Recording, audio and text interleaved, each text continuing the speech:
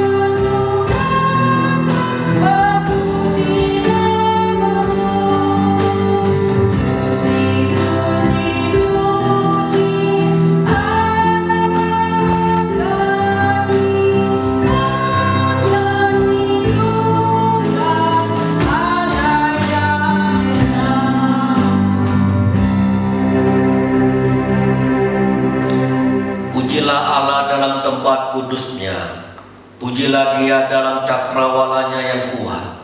Pujilah Dia karena segala keperkasaannya.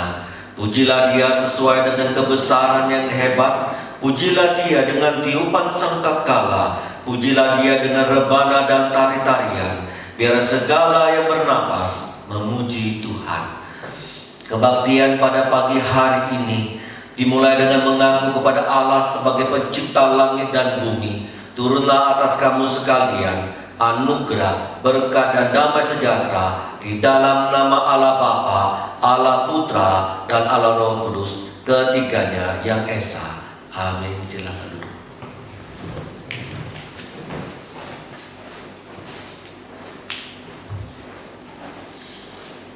Merasa bisa dan mampu, maunya sendiri dan egois, tidak taat dan tidak melakukan perintah. Inilah kecenderungan hati manusia, selalu melakukan dosa dan dosa. marilah kita merendahkan diri untuk mengakui semua kesalahan dan dosa-dosa kita.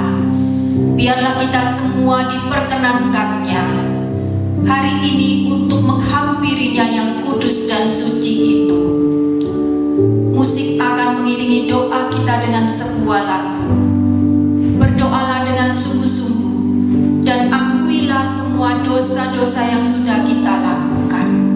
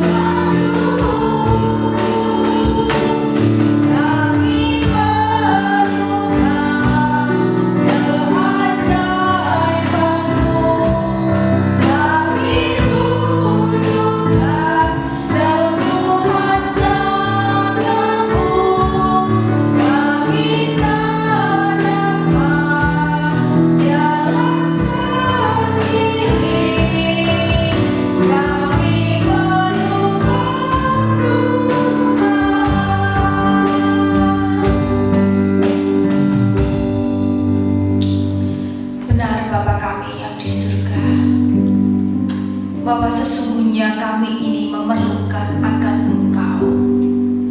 Kami sungguh memerlukan Engkau Tuhan. Kami memerlukan sentuhan daripada tangan-Mu Bapa.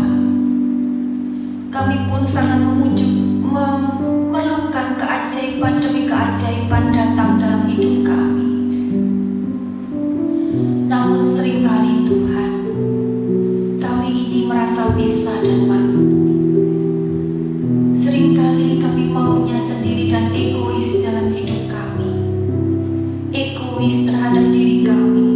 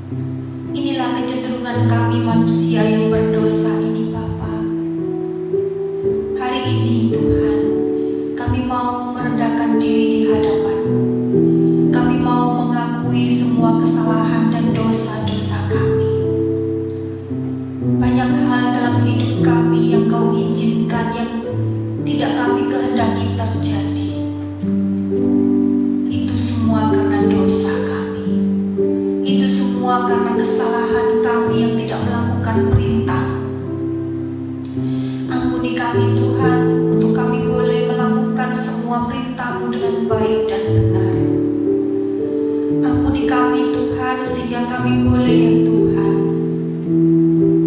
menyadari bahwa kami tidak bisa berjalan sendiri tanpa Engkau. Sucikan dan kuduskan kami Bapa. Layakkan kami hari ini untuk menghampiri Engkau yang hidup. Perkenankanlah kami Tuhan untuk menghadap Engkau, memohon belas kasihan-Mu atas semua dosa yang kami lakukan. Karena kami tahu ya Tuhan, Engkau begitu mengasihi kami. Engkau bahkan rela mati di kayu salib untuk menembus dosa kami. Terima kasih Yesus untuk karya keselamatan, penyelamatan daripada pengampunan dosa kami di kayu salib. Engkau yang menang dari maut. Engkau pun memberikan kemenangan demi kemenangan kepada kami manusia ini. Inilah doa pengakuan dosa kami Bapa yang kami alaskan hanya di dalam nama Tuhan Yesus Kristus. Amin. Dengan tetap berdiri, kita akan mengakui pengakuan iman rasuli dari anak darah Maria yang menderita sengsara di bawah pemerintahan Pontius Pilatus, disalibkan, mati dan dikuburkan, turun ke dalam kerajaan maut. Pada hari yang ketiga, bangkit pula dari antara orang mati, naik ke surga, duduk di sebelah kanan Allah, Bapa yang Maha Kuasa, dan dari sana Ia akan datang untuk menghakimi orang yang hidup dan yang mati. Aku percaya kepada Roh Kudus, gereja yang kudus dan am, persekutuan orang kudus, pengampunan dosa, kebangkitan tubuh, dan hidup yang kekal. Amin. Silakan duduk. Yesus yang kita percaya dan sembah adalah Yesus yang mau mati dan bangkit buat kita semua manusia. Kuasa maut telah dikalahkannya. Dialah Allah kemenangan. Maka setiap orang yang percaya kepadanya akan mempunyai kuasa untuk hidup berkemenangan. Dia sungguh baik.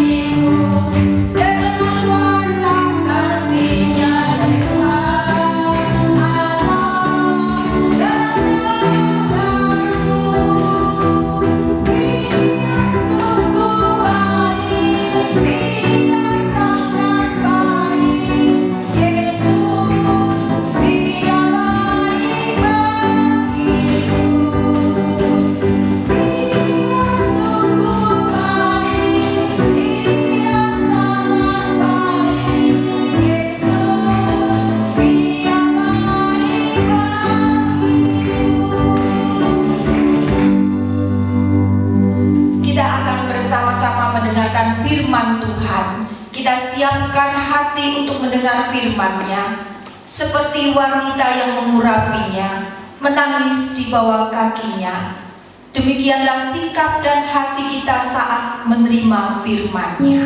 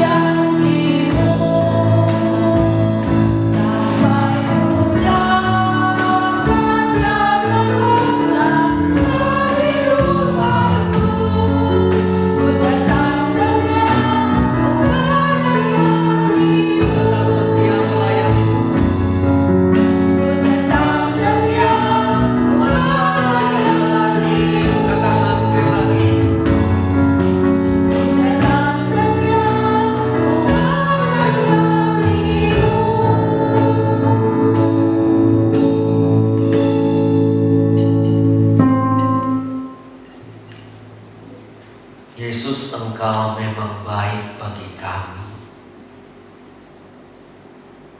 memelihara, menolong, mencukupkan kami dalam segala hal. Walaupun situasi dan kondisi dunia bergejolak, kasih-Mu dulu, sekarang, dan sampai selamanya tetap ada bagi kami anak-anak-Mu.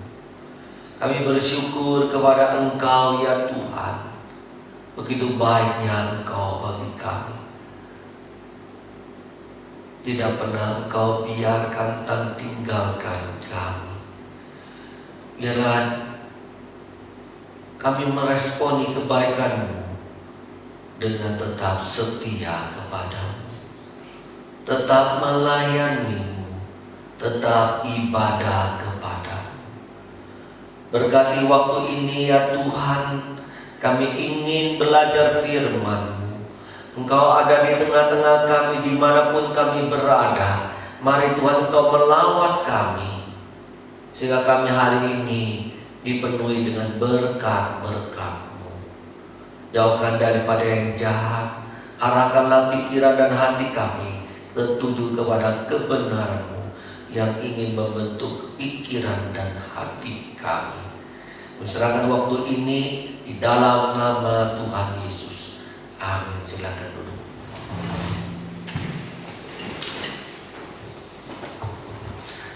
Shalom, selamat pagi. Selamat datang, selamat beribadah, puji Tuhan. Kita masih diberikan kesempatan untuk beribadah bersama-sama secara online. Bagaimana kabar dari sahabat-sahabat semua? Bagaimana kabar dari jemaat-jemaat semua? Pendeta, Musa doakan semua dalam kondisi yang sehat, selalu dikuatkan oleh Tuhan. Hari ini kita melanjutkan khotbah yang lalu. Jikalau minggu lalu temanya adalah tujuan ibadah part 1, sekarang kita masuk ke tujuan ibadah bagian yang kedua.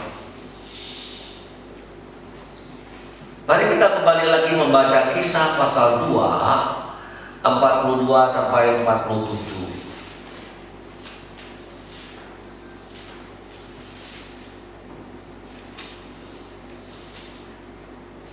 Kisah 2 41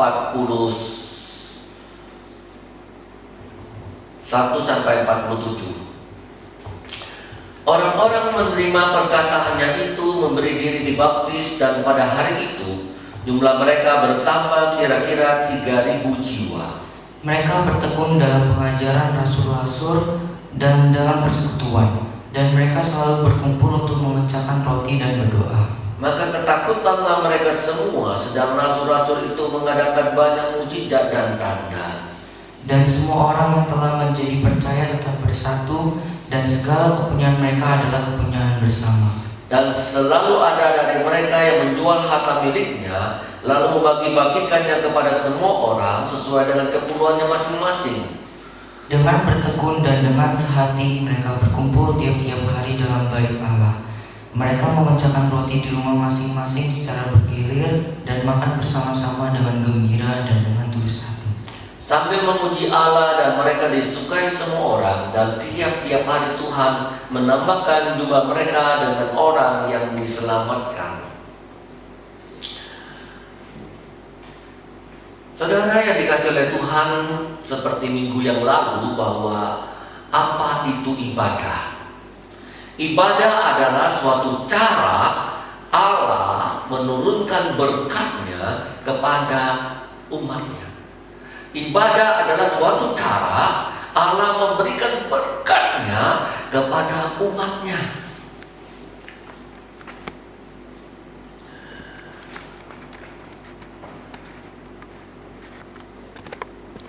Dan yang kedua,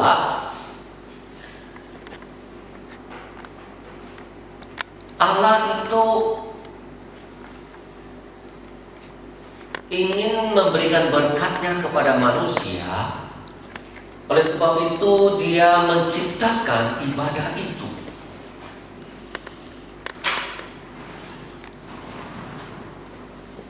Oleh sebab itu umatnya beribadah, disitulah berkatnya kepada umatnya. Sekali lagi, ibadah itu Allah yang ciptakan. Ibadah itu Allah ingin mencurahkan berkat kepada umatnya. Dengan dua hal ini, maka fokus ibadah adalah kepada Tuhan, bukan kepada manusia, bukan kepada harta, bukan kepada kekayaan, bukan kepada binatang. Oleh sebab itu, tak kala kita mau ibadah, kita mempersiapkan ibadah hati kita. Ketika kita saat ibadah, kita tunjukkan sungguh-sungguh kita ibadah. Karena apa? Fokusnya kita kepada Tuhan. Cara Allah memberikan berkatnya kepada kita itu ada dua bentuk. Bentuknya yang Dia nyatakan di dalam pikiran kita. Yang pertama, yang kedua, bentuknya dinyatakan di dalam hati kita.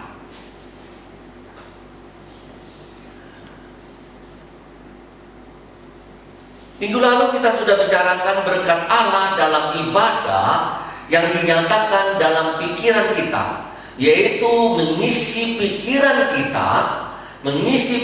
kita dengan kebenarannya melalui pengajaran yang ada dalam ibadah. Allah mau dalam ibadah, Allah mengisi pikiran kita sehingga pikiran kita berpola, sehingga pikiran kita terbentuk, sehingga pikiran kita terpattern pikiran Allah. Sekarang kita akan melihat, berbicara tentang berkat Allah dalam ibadah yang dinyatakan di dalam hati kita. Perlu kita ketahui bahwa sekali lagi bagian yang kita baca ini adalah bagian bentuk ibadah yang mula-mula, yang Tuhan memang sampaikan kepada kita menjadi pola kita dalam beribadah, yang menjadi model kita dalam menyembah Dia. Dikatakan di dalam ayat 44 sampai 45, dan semua orang yang telah menjadi percaya tetap bersatu, dan segala kepunyaan mereka adalah kepunyaan bersama, dan selalu ada dari mereka yang menjual harta miliknya, lalu membagi-bagikannya kepada semua orang sesuai dengan keperluannya masing-masing. Dikatakan di sini apa? Kepunyaan mereka adalah kepunyaan bersama. Mereka menjual harta mereka lalu membagi-bagikan kepada mereka yang tidak mampu, sehingga mereka mendapatkan keperluannya masing-masing.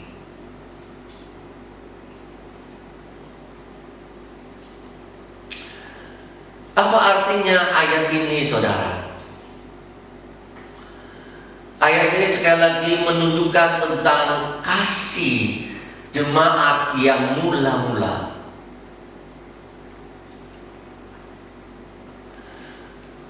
Ketika kita melihat tindakan mereka,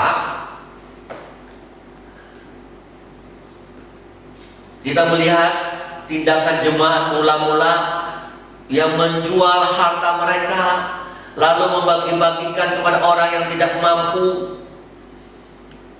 Maka ketika saya melihat ini timbul satu pertanyaan. Kenapa mereka bisa melakukan hal itu?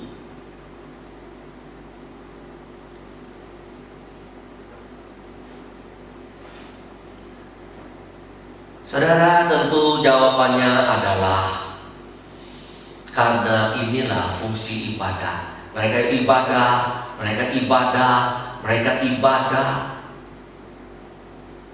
Allah menggerakkan hati mereka hati yang penuh berbelas kasihan kepada orang lain, sehingga menjual hartanya kepada orang lain. Kita tahu hati Allah adalah hati yang mengasihi. Sekali lagi saudara, hati Allah adalah hati yang mengasihi umatnya. Karena kasih kepada manusia, kepada umatnya, maka ia mengutus Tuhan Yesus Kristus datang ke dalam dunia yang seperti ini, yang berdosa. Karena kasih Allah kepada manusia, maka mengorbankan anaknya yang tunggal satu-satunya untuk menebus dosa manusia, dan membiarkan anaknya menderita sedemikian rupa untuk menanggung penderitaan kita. Allah kita adalah Allah yang kasih. Ketika kita percaya kepada Dia, kepada Yesus Kristus, kita tidak akan binasa. Puji Tuhan. Saudara dan saya bisa mengalami anugerah ini sekali lagi karena kasih Allah kepada kita. Tidak ada yang lain. Saudara bisa mengalami keselamatan, saudara boleh mengalami hidup yang kekal, saudara bisa masuk dalam kerajaan surga yang sudah dijaminkan itu karena kasih Tuhan kepada kita, anugerah di dalam Tuhan Yesus Kristus. Hati Allah yang adalah kasih ini, maka saudara, umatnya dibentuk oleh Tuhan supaya memiliki hati seperti hati Allah yang penuh dengan kasih. Saat ibadah-ibadah inilah hati kita dibentuk oleh Tuhan, pikiran kita dibentuk oleh Tuhan, pikiran kita boleh sama seperti pikiran Allah, hati kita sama seperti Allah.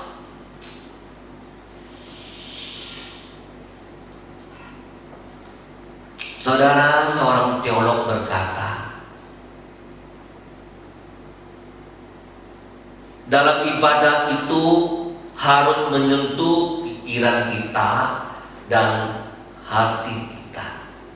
Sekali lagi saudara, ibadah itu harus menyentuh pikiran kita dan hati kita. Sangat setuju kalimat ini. Ada gereja-gereja tertentu dalam ibadah hanya mengisi pikirannya saja dengan teologi, dengan doktrin, dengan dogma. Tidak menyentuh ke hati, tidak menyentuh ke dalam perasaan. Tetapi ada gereja yang lain, ketika ibadah menyentuh hatinya, menyentuh perasaannya, menyentuh pikirannya, menyentuh intelektualnya sangat minim. Ada sisi ibadah yang menekankan intelektual saja, ada ibadah yang menekankan perasaan saja. Itu juga ibadah yang salah.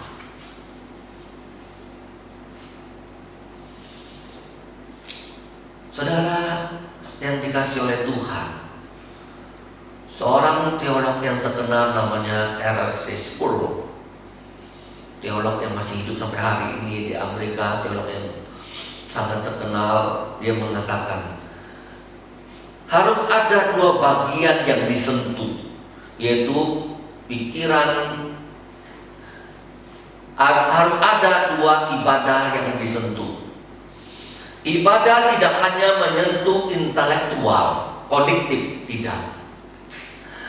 Dan tidak hanya menyentuh penglihatan atau hati saja atau perasaan saja, tetapi seluruh aspek manusia. Seluruh aspek manusia itu apa? Yang kognitif, yang rasio, yang intelektual, ya feel, ya kehendak, ya will, dan sebagainya, saudara. Saudara, sekali lagi, ibadah itu hati kita selalu dibentuk oleh Tuhan menjadi seperti hati Allah yang penuh dengan kasihan dan bebelas kasihan. Inilah terjadi pada jemaat mula-mula. Hati mereka diubahkan.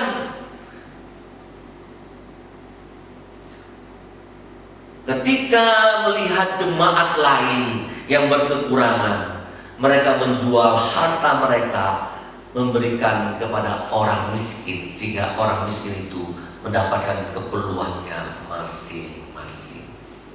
Lebih hebat berkata lagi begini, saudara, dalam ayat berapa? Perkataan yang paling hebat, ayat 44b. Segala kepunyaan mereka adalah kepunyaan bersama. Hebat ini, saudara. Segala kepunyaanku adalah kepunyaan bersama. Waduh, ini suatu slogan yang sangat penting bagi jemaat Tuhan. Kalimat ini bisa keluar kalau ada hati yang sudah diubahkan oleh Tuhan. Sekali lagi, kalimat ini bisa keluar kalau hati seseorang sudah diubahkan oleh Tuhan. Kalau hati orang tidak diubah oleh sama seperti hati Tuhan, tidak mungkin keluar kalimat ini. Malah berkata, milikku adalah milikku, milikku bukanlah milikmu. Milikku adalah untuk aku, bukan untuk kamu. Saudara, beda prinsip-prinsip dunia dan prinsip-prinsip Allah. Segala kepunyaanku adalah kepunyaan bersama. Indah bukan? Indah. Sama, saudara. Kalau orang itu tidak disentuh oleh hati Allah, maka orang itu tidak akan memberikan persembahan kepada Tuhan, apalagi memberikan perpuluhan kepada Tuhan. Tidak bisa. Tidak bisa dipaksakan. Tidak bisa. Saudara yang dikasihi oleh Tuhan, mari kita melihat pengalaman Tuhan Yesus.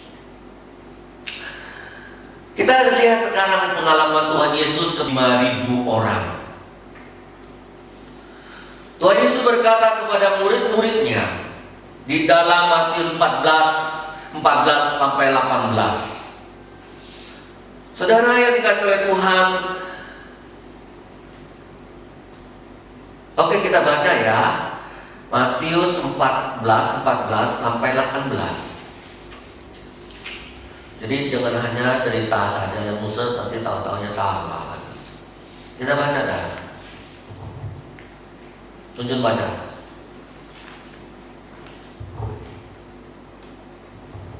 Ketika Yesus mendarat, ia melihat orang banyak yang besar jumlahnya.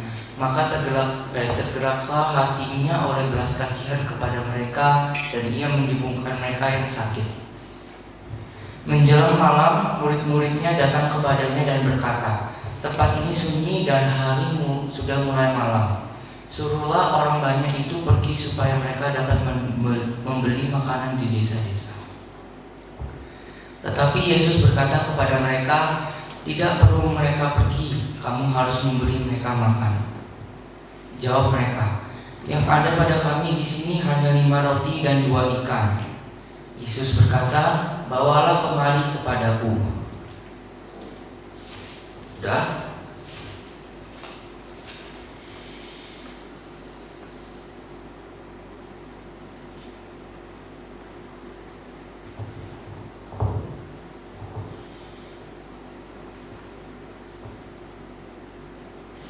Baik, saudara yang dikasihi oleh Tuhan, kita lihat. Sekali lagi kita lihat. Ketika Tuhan Yesus memberi makan 5.000 orang, Tuhan Yesus berkata kepada murid-muridnya, "Apa ada padamu? Apa yang ada padamu? Ini kita mau kasih makan 5.000 orang loh. Apa yang ada padamu? Mari kita bagi-bagi. Artinya, mari kita bagi-bagi yang ada padamu kepada 5.000 orang itu. Secara manusia ini gila. Mana ada, mana bisa. 12 orang sama Tuhan Yesus, 13 orang. Apa yang ada padamu, 13 orang itu dikumpulkan, kita bagi ke 5.000 orang. Memang tidak bisa. Gila itu. Memang tidak cukup, saudara. Benar. Tetapi inilah yang ditanamkan oleh Tuhan. Konsepnya adalah bebelas kasihan kepada banyak orang. Dari mana muncul berbelas kasihan? Mereka saatnya, waktunya makan. Tidak mungkin mereka disuruh pulang untuk mencari makan. Jauh-jauh itu. Tidak mungkin, kata Tuhan Yesus. Seperti yang diusulkan oleh murid-muridnya. Tidak mungkin. Yang kedua, mereka sudah lapar. Yang ketiga, dan sebagainya. Sudah malam lagi, sudah lapar lagi. Tidak bisa. Tuhan Yesus berkata, kamu yang sediakan apa yang ada padamu. Yesus bertanya, kamu yang sediakan apa yang ada padamu, coba berikan kepadaku. Murid-murid berkata, hanya 5 roti dan berapa ikan? 2 ikan. Ya sudah, bawa ke sini. Bawa ke sini. Akhirnya itu bisa memberikan makan 5.000 orang. Bawa ke sini, makan 5.000 orang, bahkan lebih-lebih. Kalimat ini kalimat dalam sekali. Kalau kamu tidak kasih aku 5 roti dan 2 ikan, belum tentu terjadi hal seperti ini. Belum tentu terjadi lebih-lebihan. Ngerti maksudnya? Sekali lagi, dalam di sini dikatakan muncullah hati Tuhan Yesus yang bebelas kasihan. Ya, di sana dikatakan bergeraklah hati oleh belas kasihan kepada mereka. Ya tentu di dalam bagian-bagian yang lain oleh belas kasihan, dan kita sudah kenal karena kasih Allah Yesus Kristus kepada manusia, maka ia menolong, ia menguatkan, ia menyembuhkan, ia memberkati orang-orang.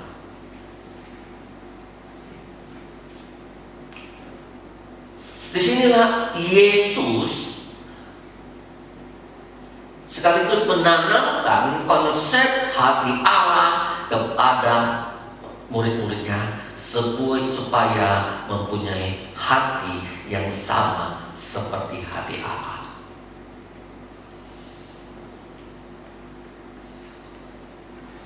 Tidak heran di dalam 1 Petrus pasal 4 ayat 7 sampai 10, hati Petrus pun sama seperti hati Kristus, hati Allah yang dituliskan di dalam bagian itu.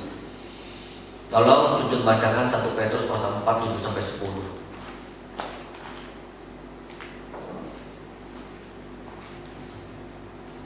Kesudahan segala sesuatu sudah dekat. Karena itu kuasailah dirimu dan jadilah tenang supaya kamu dapat berdoa. Tetapi yang terutama, kasihilah sungguh-sungguh seorang akan yang lain, sebab kasih menutupi banyak sekali dosa. Berilah tumpangan seorang akan yang lain dengan tidak bersungut-sungut. Layanilah seorang akan yang lain sesuai dengan karunia yang telah diperoleh tiap-tiap orang sebagai pengurus yang baik dari kasih karunia Allah. Saudara, di dalam Petrus menekankan kasihilah sungguh-sungguh seorang akan yang lain. Nah, ini penting sekali. menanamkan. Rasul Paulus sudah melihat dan dia memiliki hati Allah yang penuh belas kasihan. Dia tuliskan kepada kita sekalian. Berikanlah tumpangan, itu bisa terjadi karena kasih. Layani seorang yang lain, itu bisa karena kasih. Kita lihat lagi Rasul Paulus berkata dalam Galatia 6 ayat 10, tolong baca lagi.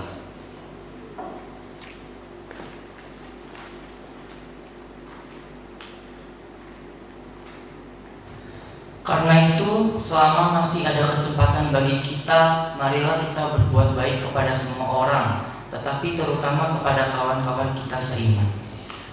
Kembali lagi Rasul Paulus mengatakan, marilah kita sama-sama menunjukkan kasih kita kepada orang lain, terutama kepada yang seiman. Kita lihat lagi di dalam bagian perikop Ibrani 10, 24 sampai 25. Tolong kita baca bersama-sama lagi.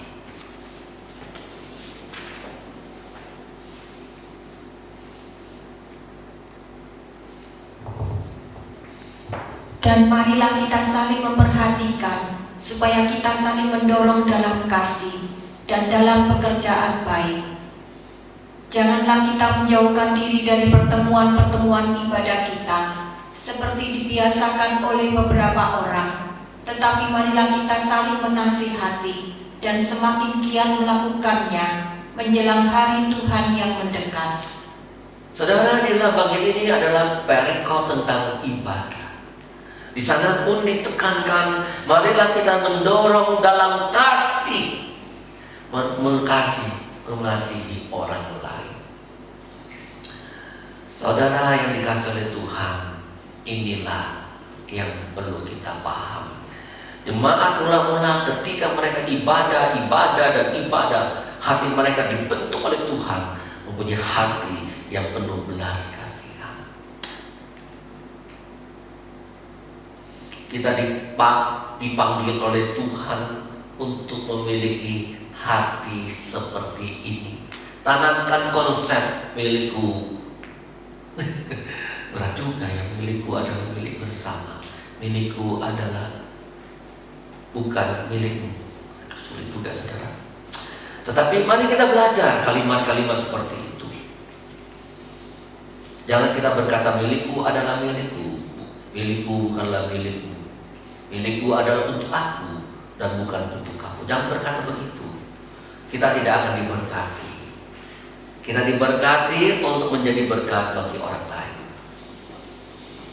Saudara, minggu ini atau minggu depan kita gereja kita akan menyatakan kasih kepada warga di sekitar kita.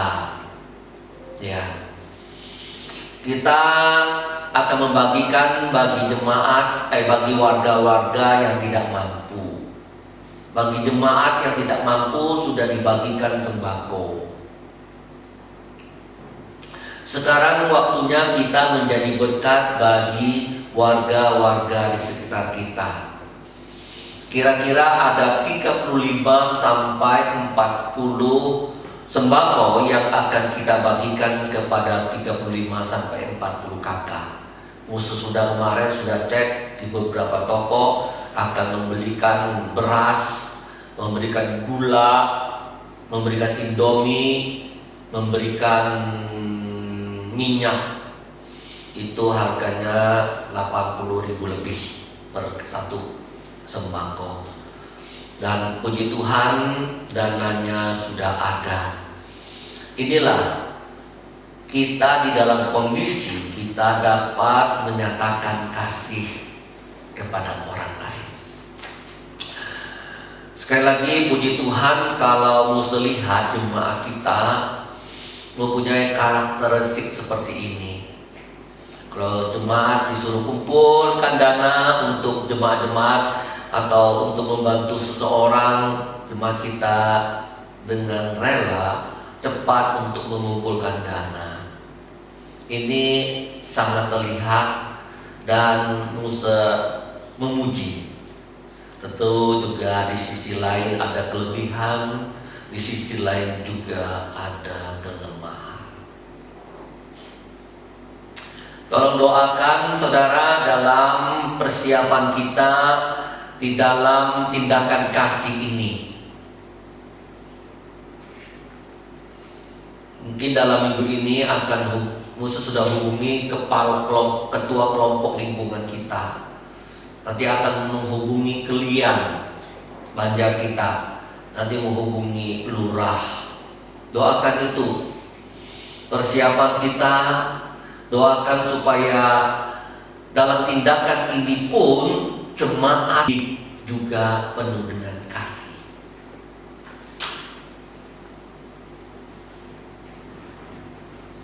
Supaya kasih yang dirasakan oleh lingkungan sekitar kita adalah kasih yang berasal dari Allah.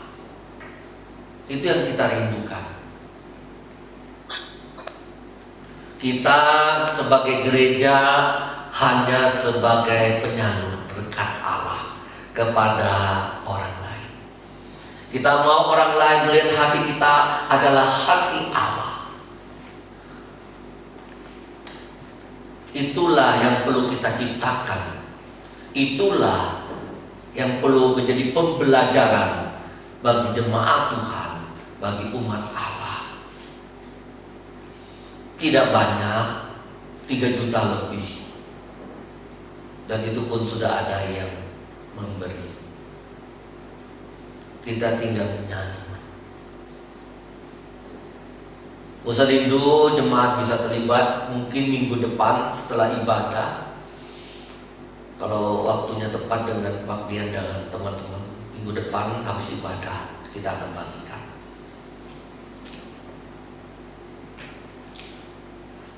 Tunjukkan kasih kita kepada mereka. Kita akan siapkan itu. Semoga jemaat punya kasih untuk sama-sama terlibat di dalam mempersiapkan semuanya itu.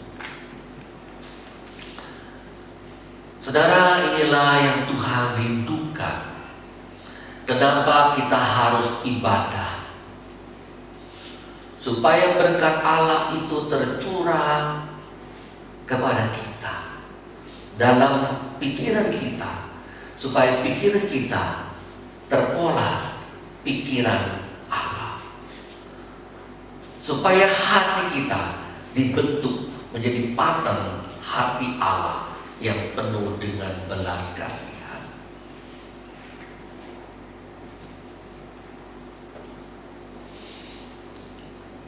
Tuhan tidak ingin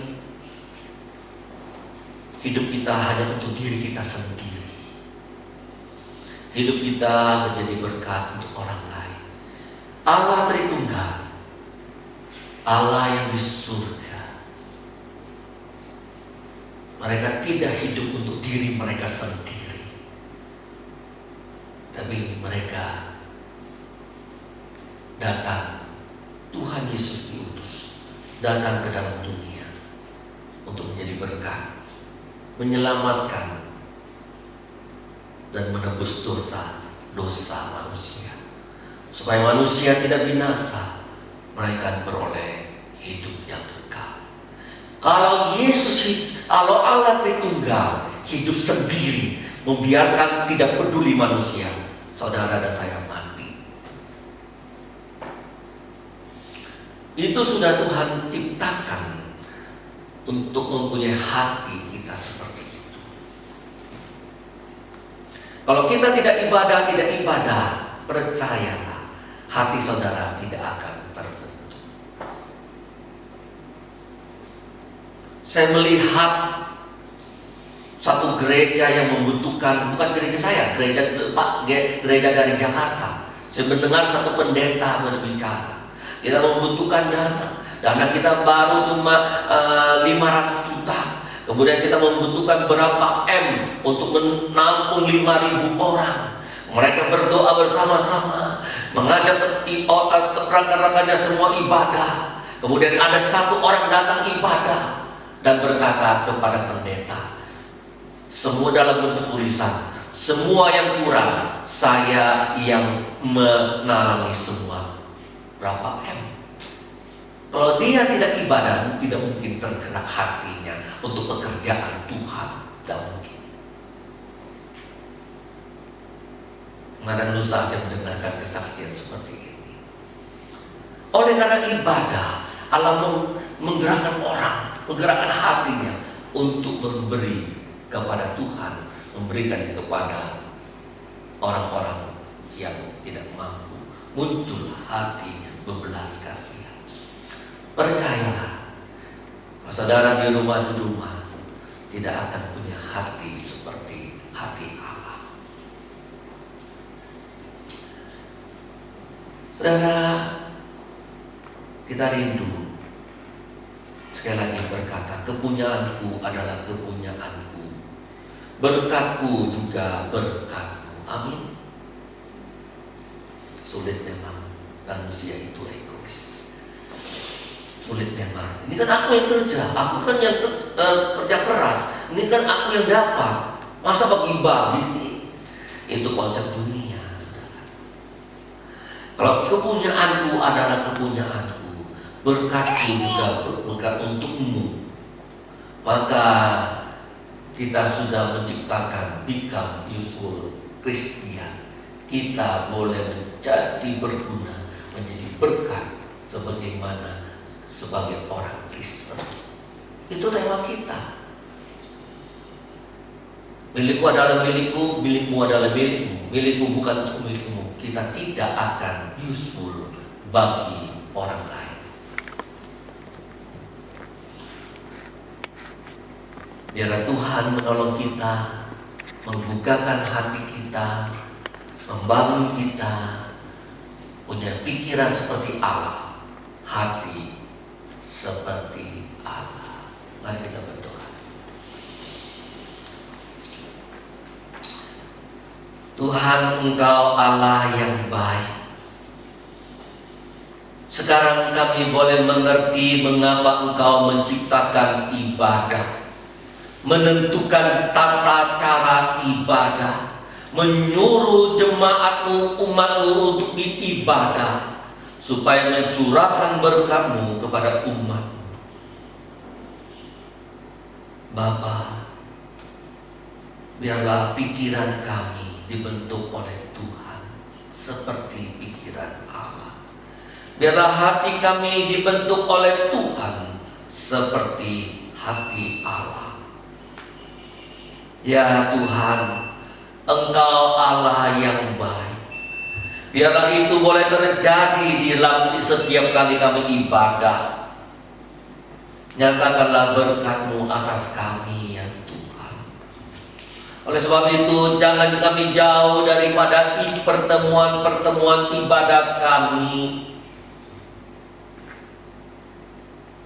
Itulah yang tidak Engkau inginkan terjadi. Supaya kami ibadah kepada Engkau seperti hari yang sudah Engkau tetapkan bagi kami, yaitu hari perhentian itu, supaya umat Allah menyembah Engkau. Ingatkan kami, sadarkan kami. Kami sering berkata, Tuhan, kami ingin menjadi become useful Christian. Kami ingin menjadi orang Kristen yang berguna, yang menjadi berkat, yang menjadi terang. Tetapi kami tidak memiliki hati Allah dan pikiran Allah. Bagaimana mungkin itu Tuhan? Tidak mungkin itu. Engkau sudah sadarkan kami untuk menjadi become useful Christian, harus memiliki hati Allah, harus memiliki pikiran Allah. Oleh sebab itu kami harus selalu ibadah. Hidup kami bukan untuk diri kami sendiri sekarang, Karena kami sudah dibeli dengan harga yang mahal.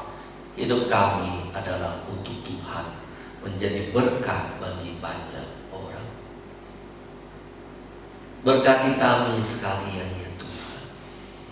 Hari ini Engkau sudah menggerakkan hati kami, pikiran kami. Jangan kami tinggalkan ibadah-ibadah itu lagi. Ampunilah segala dosa-dosa kami ya Tuhan. Betapa seringnya kami meninggalkan ibadah-ibadah itu seperti tidak berarti. Kami selalu menekankan akan kepentingan kami, kesenangan kami, kepuasan kami, nafsu kami, sehingga meninggalkan ibadah itu. Artinya kami menomorduakan Engkau, menomorsatukan diri kami, keinginan kami. Ampunilah dosa-dosa kami itu. Padahal Engkau betapa baiknya bagi kami, begitu mengasihi kepada kami, tetapi kami menomorduakan Engkau. Tuhan, sekali lagi, kuatkan kami tidak meninggalkan ibadah lagi. Kami bersyukur hari ini Tuhan. Di dalam nama Yesus kami berdoa. Amin.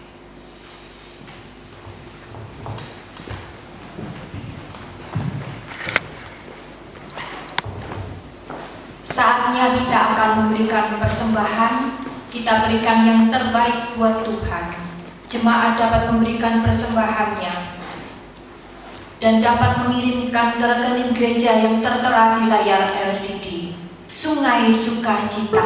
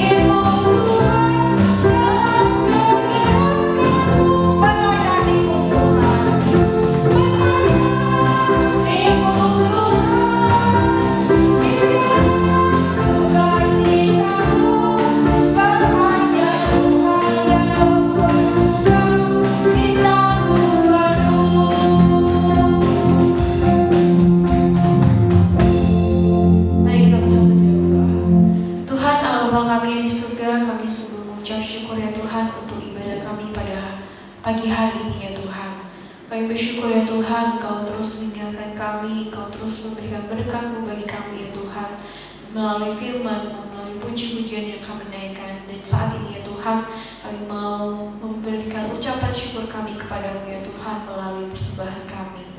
Ya Tuhan, kiranya Engkau yang menyucikan dan menguduskan persembahan kami ya Tuhan, boleh menjadi berkat bagi gerejamu di tempat ini, dan juga boleh menjadi berkat bagi banyak orang ya Tuhan.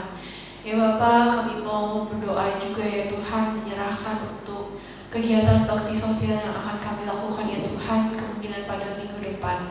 Ya Tuhan, kiranya Engkau yang memberkati segala persiapan yang akan kami lakukan.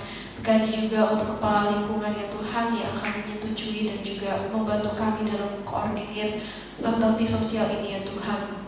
Kami berdoa ya Bapa, biar sungguh-sungguh sembako yang kami bagikan ini boleh menjadi berkat dan tersalurkan ya Tuhan kepada orang-orang yang tepat yang membutuhkannya ya Tuhan.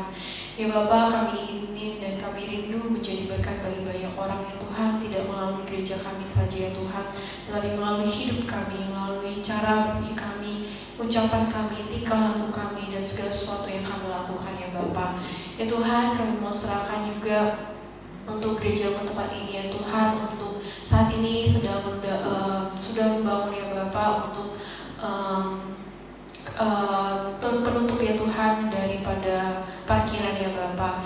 Ya Tuhan, kiranya Engkau yang memberkati untuk sisa-sisa daripada pembangunan gereja tempat ini. Kiranya Tuhan sendiri yang menolong, mencukupkan segala yang dibutuhkan ya Tuhan, dan tepat pada waktunya ya Tuhan, Engkau yang boleh menyelesaikan pekerjaan-Mu ya Tuhan.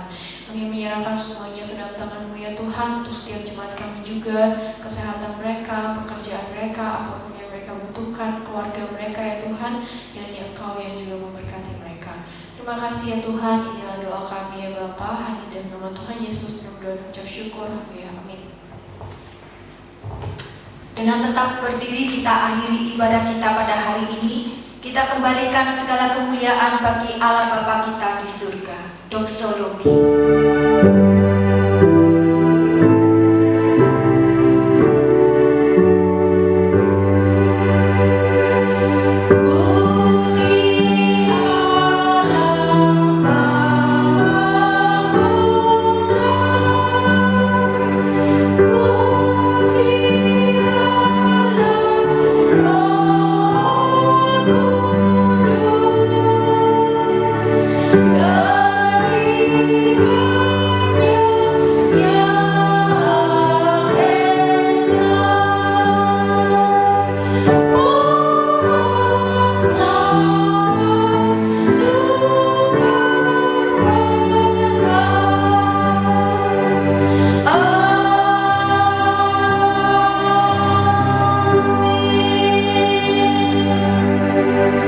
Kami bersyukur kepadamu ya Tuhan, jikalau kami saat ini sudah beribadah kepadamu. Tentu kami bersyukur Engkau sudah mencurahkan berkat-Mu di dalam pikiran kami dan hati kami. Kami bersyukur Tuhan, itu semua terjadi oleh karena kemurahan. Ingin Engkau membentuk kami serupa dengan Engkau. Biarlah Tuhan, akhirnya ketika kami bisa makin hari makin sempurna, kami makin menjadi berkat bagi banyak orang. Bapa, tentu setelah ibadah hari ini, kami tidak akan meninggalkan ibadah-ibadah lagi. Tuhan, Engkau melihat jemaat-Mu hari ini, sahabat-sahabatku di mana saja berada, Engkau tahu keadaan mereka. Mari Tuhan, Engkau tetap mencurahkan belas kasihan-Mu, kemurahan-Mu, yang adalah natur Engkau sendiri. Curahkanlah itu kepada mereka sekalian, tepat pada waktunya, sehingga mereka melihat anugerah Tuhan, kuasa-Mu. Yang sakit boleh disembuhkan, yang kekurangan boleh dicukupkan, yang ada pergumulan pulihkan mereka sekalian. Pekerjaan mereka, rumah tangga mereka, studi mereka, mari Tuhan, Engkau nyatakan berkat. Studi pada online Engkau juga memberkati. Terima kasih, kami rindu Tuhan, dalam waktu dekat boleh offline lagi, boleh ibadah bersama-sama lagi secara mengikuti protokol kesehatan. Terima kasih Bapa, akhirnya jemaat-Mu akan menyelesaikan ibadah hari ini. Hamba mohon curahkanlah berkat, kuasa, dan anugerah yang dari surga kepada mereka. Sidang jemaatku yang kekasih, angkatlah hatimu, tanganmu untuk menerima berkat Allah saat ini. Allah menghadapkan wajahnya kepadamu, memberikan engkau kasih karunia. Tuhan menyinari engkau dengan wajahnya kepadamu, memberikan kepadamu kekuatan, sukacita dalam hidup ini. Mulai hari ini sampai Maranatha, sampai Kristus datang kedua kalinya, sampai menyebut saleh-salehnya, engkau sekalian. Amin.